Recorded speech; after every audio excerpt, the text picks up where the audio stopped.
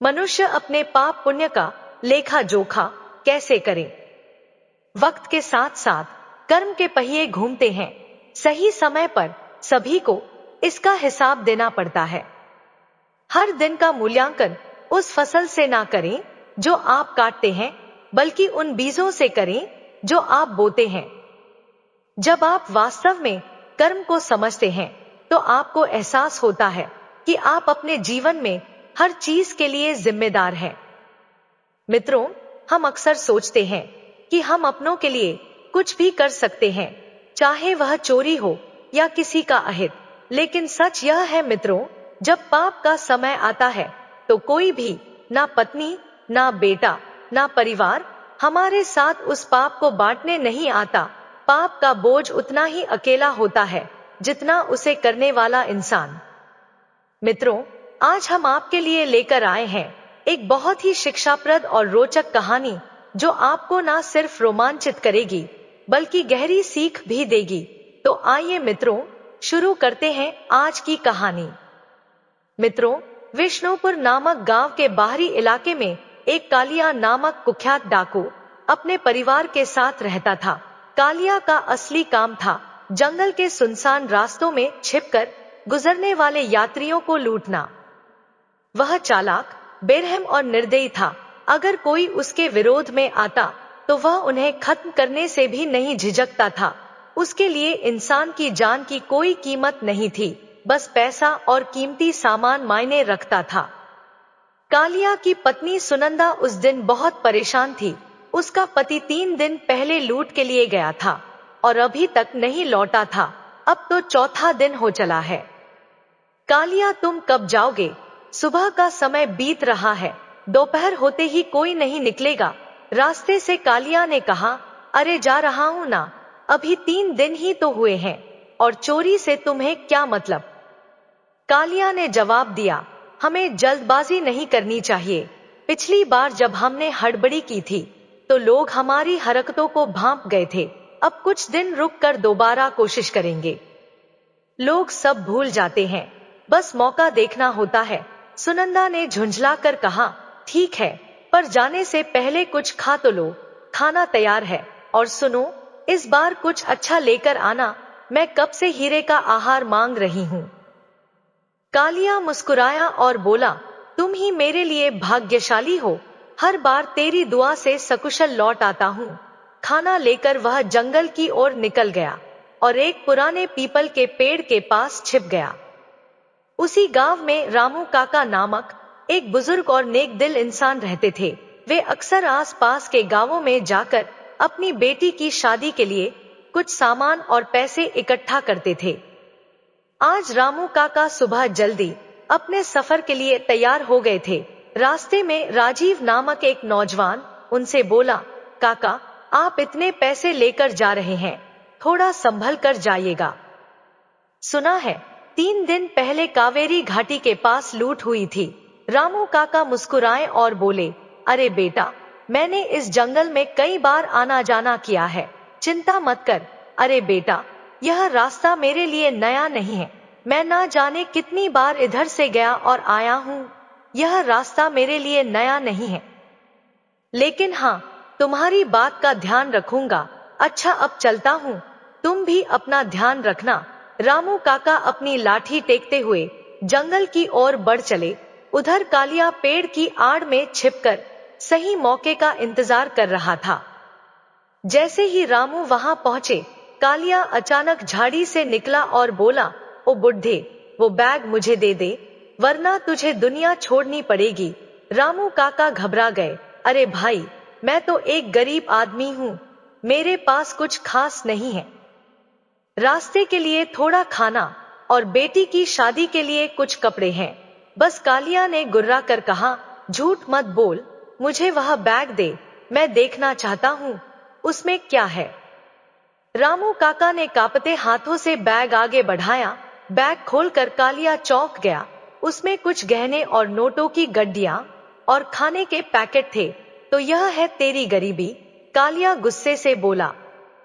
तू मुझसे झूठ बोलता है, अब इसका अंजाम भुगत। रामू काका रो पड़े। अरे भाई, मेरी बेटी की शादी अगले हफ्ते है। मैंने यह सब पड़ोसी गांव से उधार लेकर इकट्ठा किया है। अगर यह पैसे ना ले गया तो शादी टूट जाएगी। कालिया क्रोधित हो उठा, तू मुझे भावुक बनाने की कोशिश कर रहा है। मैं इन चालों में नहीं आता। चुपचाप हट जा, वरना चाकू से बात करनी पड़ेगी।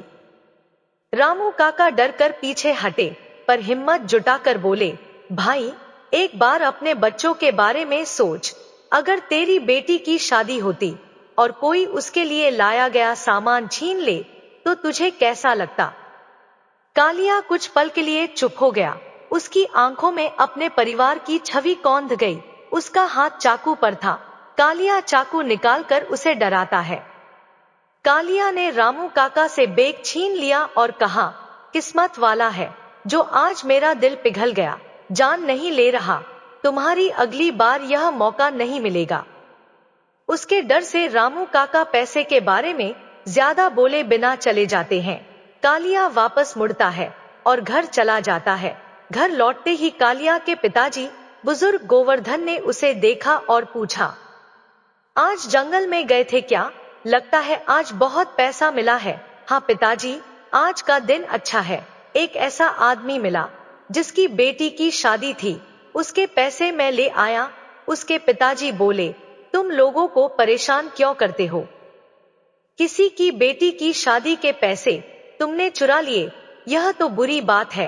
पिताजी, जब मैं छोटा था तब आपने ही तो मुझे यह रास्ता दिखाया था। जब आपने मुझे यह शिक्षा दी थी तब क्या यह बुरी बात नहीं थी? जब आप चोरी करते हैं तो क्या आप दोषी महसूस नहीं करते? अब आए मुझे सबक सिखाने, जाइए अपना काम कीजिए। गोवर्धन की आंखों में पीड़ा उतर आई। मैंने भी बहुत गलतियां की है बेटा, लेकिन अब पछता रहा हूँ, इसीलिए तो यह सब छोड़ चुका हूँ। मैं नहीं चाहता कि तुम मेरी तरह बनो। उसके पिताजी बोले, मुझे इस बात का पछतावा है, इसीलिए तो यह काम बंद कर दिया। अब मैं चाहता हूँ कि तुम भी इस पाप वाले काम को बंद कर दो। कालिया ने कहा, मैंने जो सुनना था सुन लिया, अब मेरी मर्जी। और हाँ, मुझे अब इन बातों में वक्त नहीं गवाना, मैं जा रहा हूँ। इतना कहकर कालिया घर की ओर बढ़ता है। घर पहुंचते ही अपनी पत्नी से कहता है, सुनो सुनंदा, देखो इस थैले में कितने पैसे हैं। अगले एक हफ्ते तक कोई और काम मत कह देना। सुनंदा उसकी बात पर थोड़ा चिंतित होकर कहती है, ठीक है, पर तुम्हारे पिताजी क्या कह रहे थे? क्या उन्होंने पैसे मांगे? कालिया हंसते हुए बोला, अरे नहीं, वह तो अब संत बन चुके हैं। कह रहे थे कि मैं चोरी छोड़ दूं, जैसे खुद उन्होंने कभी कुछ नहीं किया हो। अब मुझे ज्ञान बांट रहे हैं। सुनंदा थोड़ी गंभीर हुई, पर क्या कभी सोचा है, अगर हमारे बच्चे पूछे कि उनके पिता क्या काम करते हैं तो हम क्या जवाब देंगे? कालिया ने बात टालते हुए कहा, चलो यह देखो, बच्चों के लिए मिठाई और नए कपड़े लाया हूँ, बुलाओ उन्हें। दोनों बच्चे दौड़ते हुए आए। पिताजी, हमारे लिए क्या लाए हैं? इस बार कालिया ने हंसते हुए 2 पैकेट आगे बढ़ाए।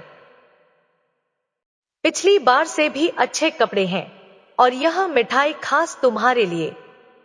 बेटा बोला, पिताजी, इस बार जब आप फिर जाएं तो मुझे भी साथ ले चलिए ना।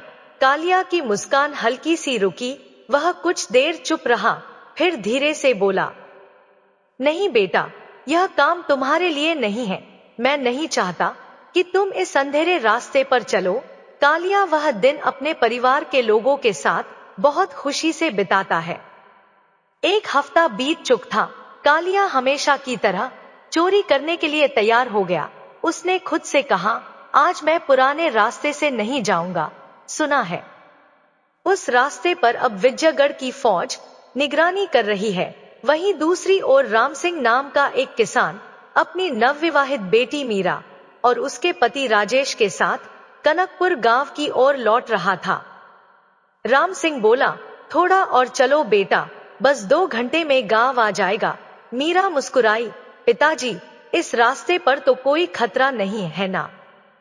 राम सिंह ने सिर हिलाया, यह पिछली बार वाला रास्ता नहीं है, यह नया है, लेकिन हाँ, यह भी जंगल से होकर ही जाता है।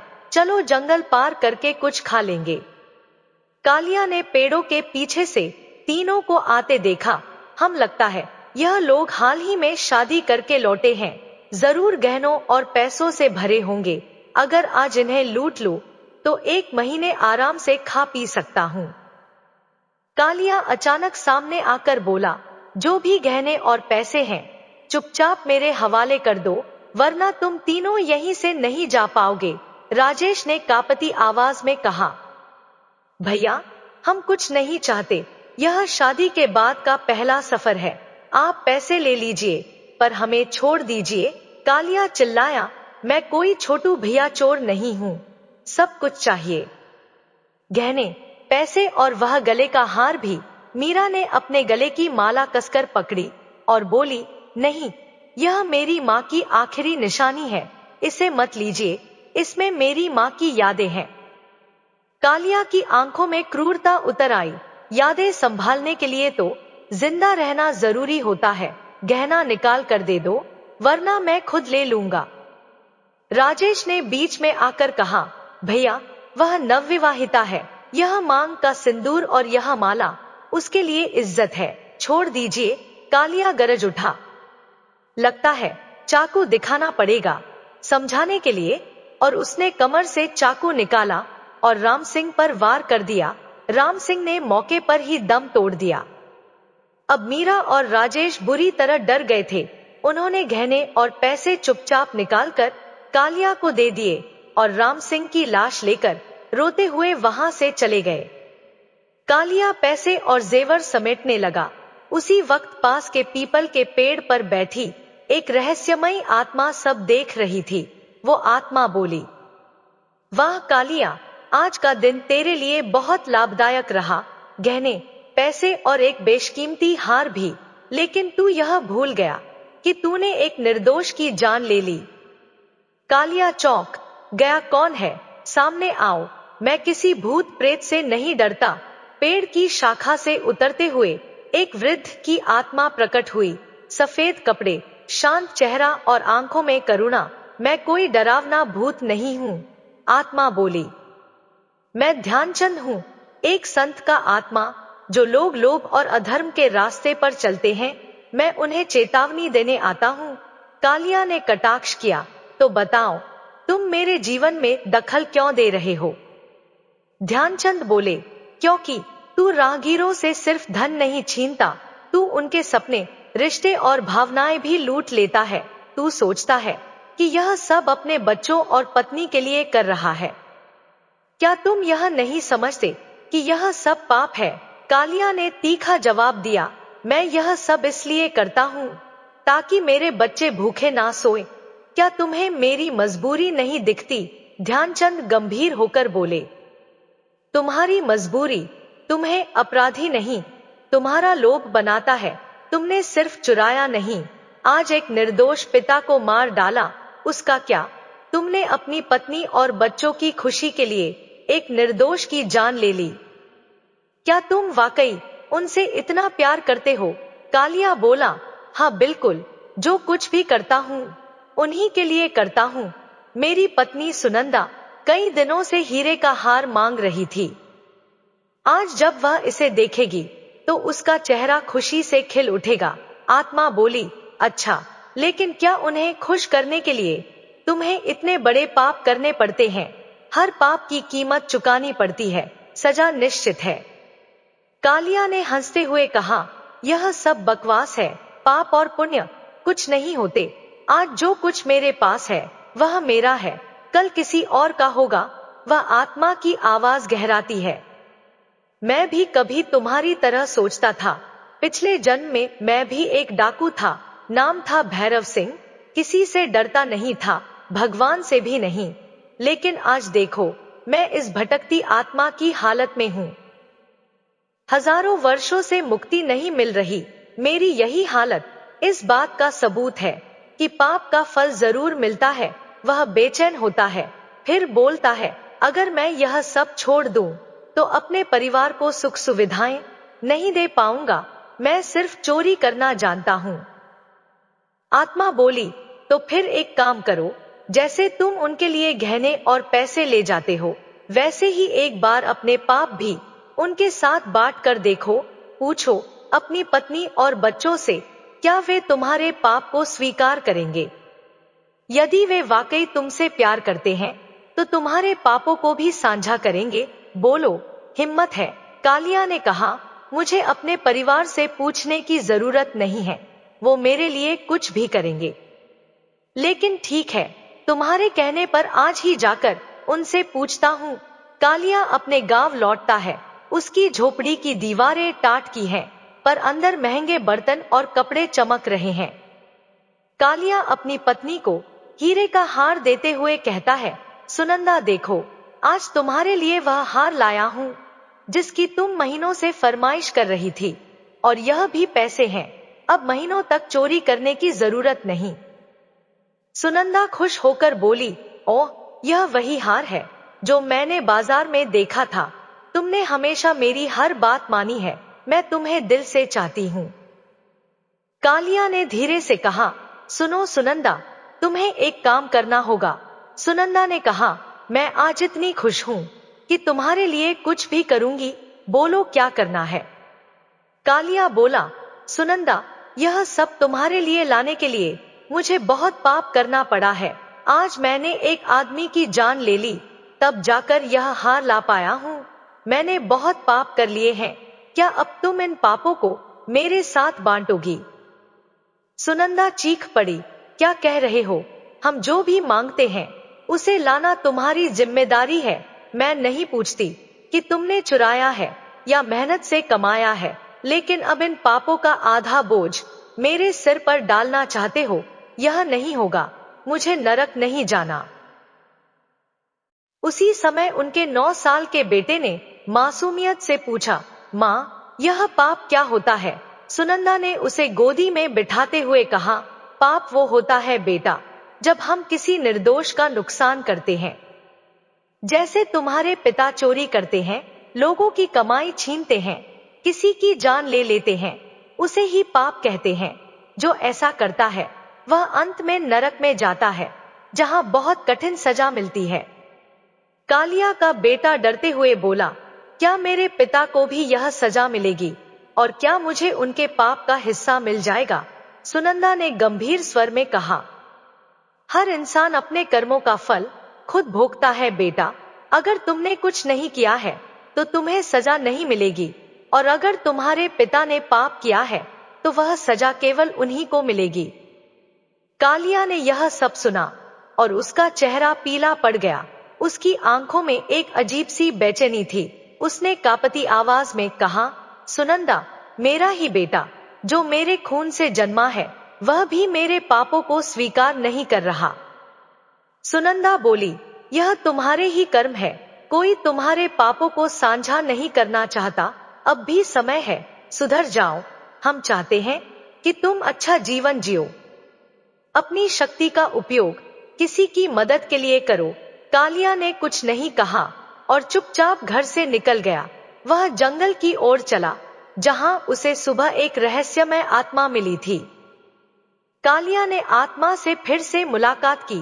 कालिया बोल, ध्यानचंद, मैंने वह हार लाकर पत्नी को दे दिया, लेकिन वह भी मेरे पाप को स्वीकारने को तैयार नहीं।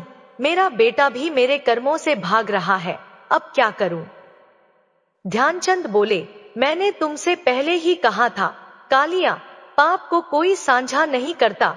यह बोझ अकेले तुम्हें उठाना है, पर इसका मतलब यह नहीं कि मुक्ति असंभव है। यदि तुम अब से अच्छा काम करने लगो तो धीरे धीरे तुम्हारे पाप का भार हल्का होगा।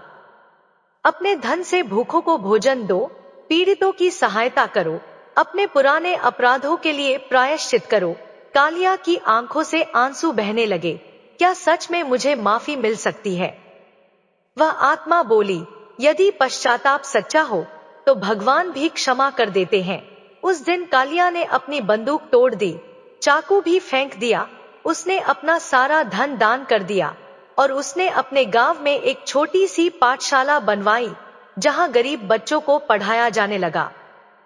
अब वह गांव में कालिया डाकू नहीं, बल्कि कालिया बाबा के नाम से जाना जाता था। हर इंसान को अपने कर्मों की सजा खुद ही भुगतनी होती है, लेकिन अगर पश्चाताप सच्चा हो और इंसान सही राह पर लौट आए तो मुक्ति भी संभव है। हर इंसान इस दुनिया में सही और गलत के बीच चुनाव करता है। कभी हालात, कभी लालच, तो कभी अपनों की चाहत हमें ऐसे रास्तों पर ले जाते हैं जो पाप से भरे होते हैं। परंतु यह सच्चाई कभी नहीं बदलती कि पाप चाहे किसी के लिए किया जाए, उसकी सजा केवल वही व्यक्ति भुगतता है जिसने उसे किया है। मित्रों, यह कहानी हमें सिखाती है कि पश्चाताप का रास्ता कठिन जरूर है, लेकिन नामुमकिन नहीं। मित्रों, अगर इरादा सच्चा हो और दिल से अपने किए पर पछतावा हो तो इंसान अंधेरे से बाहर निकलकर रोशनी की ओर जा सकता है। समाज में सुधार लाकर, सेवा करके और अपने पुराने कर्मों का प्रायश्चित करके कोई भी व्यक्ति फिर से मान सम्मान प्राप्त कर सकता है। यही जीवन का असली सार है। अपने कर्मों की जिम्मेदारी लेना और समय रहते अपने रास्ते को बदल लेना। इस जीवन में हम सभी अपने परिवार, अपने प्रियजनों और अपनी इच्छाओं की पूर्ति के लिए बहुत कुछ करते हैं। कई बार यह बहुत कुछ हमें उन रास्तों पर ले जाता है जो नैतिकता, ईमानदारी और इंसानियत के विपरीत होते हैं। चोरी, झूठ, छल, हत्या और दूसरों की मेहनत की कमाई छीनना, यह सब पाप के मार्ग हैं जिन्हें हम कभी कभी यह सोचकर चुन लेते हैं कि मैं यह सब अपनों के लिए कर रहा हूं, इसलिए यह गलत नहीं हो सकता।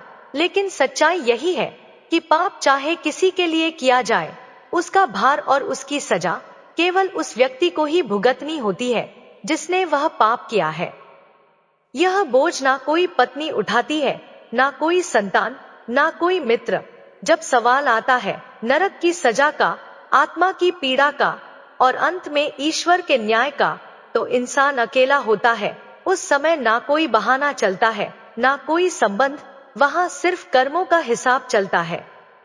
मित्रों, इस कहानी में जैसे कालिया ने अपनी पत्नी और अपने बच्चों के लिए सब कुछ लाने की कोशिश की, चोरी की, हत्या की, लोगों की दौलत छीनी, लेकिन जब उसने अपना अपराध स्वीकार कर अपनी पत्नी से उसका आधा हिस्सा मांगा तो उसे यह समझ में आया कि प्यार और रिश्ते सिर्फ सुख साझा करने के लिए होते हैं, पाप साझा करने के लिए नहीं। यह अनुभव हमें एक गहरी बात सिखाता है। जो पाप तुमने किया है उसकी आग में सिर्फ तुम ही जलोगे। बेटे की मासूम समझ, माँ की सच्ची सीख और आत्मा की चेतावनी मिलाकर यह एहसास होता है कि हर इंसान के जीवन में एक मोड़ आता है जब उसे खुद से सवाल करना पड़ता है, क्या मैं सही कर रहा हूँ? और अगर नहीं, तो क्या अब भी मेरे पास सुधरने का समय है? उत्तर है हाँ, समय है। अगर पश्चाताप सच्चा हो और इंसान ईमानदारी से अपने गलतियों का प्रायश्चित करना चाहे, तो अंधकार से प्रकाश की ओर बढ़ना संभव है। कर्मों की गिनती सिर्फ बुरे कामों से नहीं होती। अच्छे काम, सेवा, दया और सत्य की राह पर चलकर भी इंसान अपना जीवन बदल सकता है। इसलिए अगर आपसे कभी कोई गलती हो जाए तो उसे छिपाने या दूसरों पर थोपने के बजाय उसकी जिम्मेदारी लीजिए, सीखिए और सुधरने की राह पकड़ लीजिए, क्योंकि यही जीवन का असली उद्देश्य है। अपने कर्मों से सीखना, सुधारना और अंततः एक बेहतर इंसान बनना। कभी कभी जीवन में हम एक ऐसे मोड़ पर आते हैं जहां कोई और नहीं, सिर्फ हम खुद से सवाल करते हैं, क्या मैं सही कर रहा हूं? क्या मेरे कर्म मेरी आत्मा को संतोष दे रहे हैं? और अगर नहीं, तो क्या अब भी मेरे पास सुधरने का समय है? उत्तर है हाँ, समय है। जब तक सांसें चल रही हैं, तब तक परिवर्तन संभव है। अगर पश्चाताप सच्चा हो, अगर इंसान अपने अंदर झांक कर ईमानदारी से अपनी गलतियों को स्वीकार कर ले, तो अंधकार से प्रकाश की ओर जाना असंभव नहीं होता। पश्चाताप सिर्फ आंसू बहाना नहीं होता, यह वह आग है जिसमें इंसान अपनी गलतियों को जलाकर एक नया, शुद्ध और सच्चा जीवन शुरू करता है। गलती करना इंसान की फितरत है, लेकिन उसे स्वीकार करना, सुधारना, यही इंसान की महानता है। पाप की सजा दुनिया नहीं देती, वो भीतर की आत्मा देती है, जो दिन रात सवाल पूछती है, तू खुद को कैसे देख पाता है? जो पाप तुमने किया है उसकी आग में सिर्फ तुम ही जलोगे। दूसरों को दोष देकर आत्मा को शांत नहीं किया जा सकता। हर इंसान को अपनी अंतरात्मा के न्यायालय में खड़ा होना पड़ता है, जहां कोई वकील नहीं होता, कोई झूठ नहीं चलता, सिर्फ सच और पछतावा होता है। अगर तुमने सच्चे मन से माना कि तुम गलत थे, तो ईश्वर भी तुम्हें नया अवसर देने को तैयार रहता है। मित्रों, पाप पुण्य का लेखा जोखा रखने का सबसे अच्छा तरीका है कि आप अपने कर्मों पर ध्यान दें और उनके परिणामों को समझें। अपने कर्मों को ईश्वर पर समर्पित करें और किसी भी तरह का भाव मन में ना रखें। पाप और पुण्य दोनों ही इस संसार से संबंधित है और अंततः उनका फल हमें ही भोगना पड़ता है। मित्रों, वीडियो कैसी लगी कमेंट करके जरूर बताएं। वीडियो को लाइक शेयर करें और हमारे चैनल को सब्सक्राइब करें। धन्यवाद।